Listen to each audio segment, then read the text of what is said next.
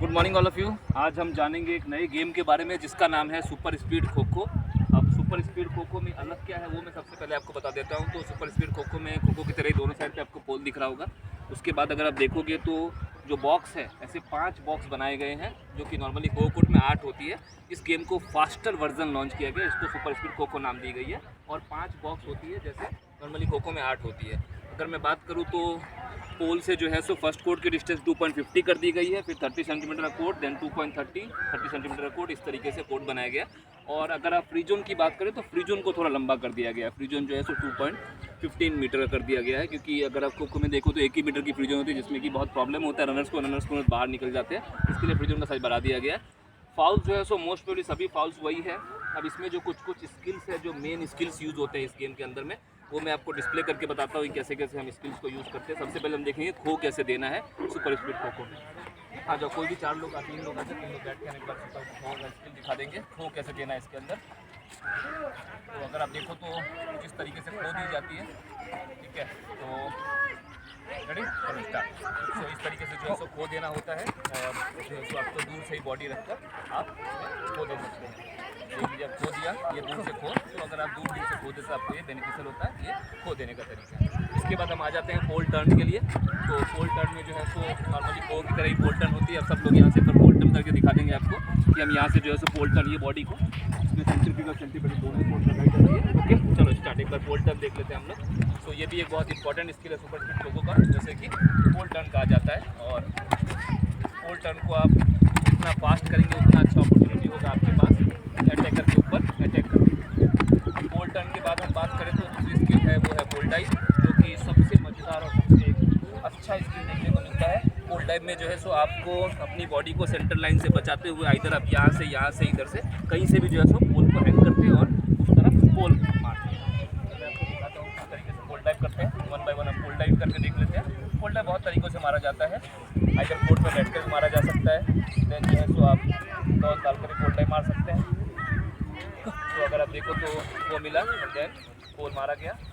तो इस तरीके से जो है सो पोल डाइव होती है। ये पोल डाइव की स्किल है इसके अंदर। तो आप देखो तो कुछ इस तरीके से भी पोल डाइव होती है। और अगर कोई इस तरीके से जंपिंग पोल डाइव मारना चाहे तो वो क्या है कि 1 स्टेप निकाल कर देन दिस एंड देन ये तरीके से भी पोल डाइव मारा जा सकता है। तो ये पोल डाइव की स्किल है। अब देख लेते हैं डॉजिंग होती है। खो खो में डॉजिंग बहुत इंपॉर्टेंट है, बिकॉज डॉज के ऊपर ही गेम चलता है।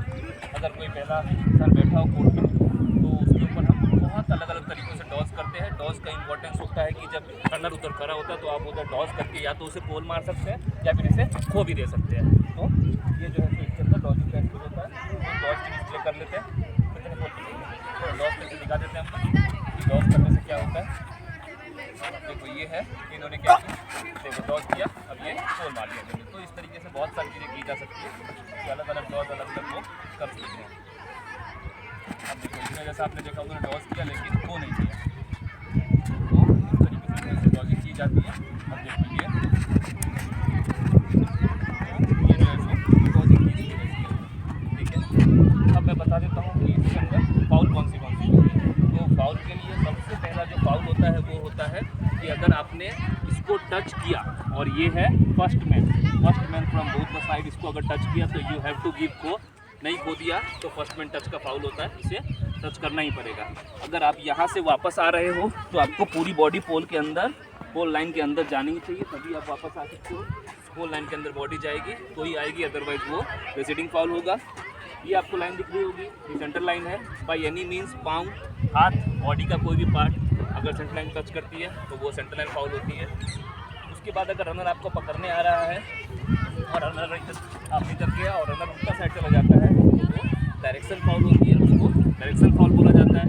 फिर दूसरा जो फाउल है वो अर्ली राइजिंग का है, कि अगर मेरे खो देने से पहले वो उठ जाता है, दैट इज़ अर्ली राइजिंग। और दूसरा है कि अगर मैंने इसे खो यहीं से बोल दिया, आप देखो टच नहीं हुआ, तो ये टच एंड खो का फाउल है। तो टच एंड खो का फाउल भी इसके अंदर होता है। ये सारे के सारे फाउल जो है इस गेम में मोस्ट प्रोबेबली होते हैं।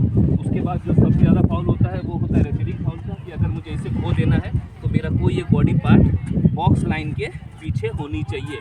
अगर मैं खो देने के बाद यहाँ से पाँव रखता हूँ तो ये रेसिडिंग फाउल है, आपकी बॉडी की कोई एक पार्ट इसके पीछे होनी चाहिए। ये सारी स्किल्स है इस गेम की।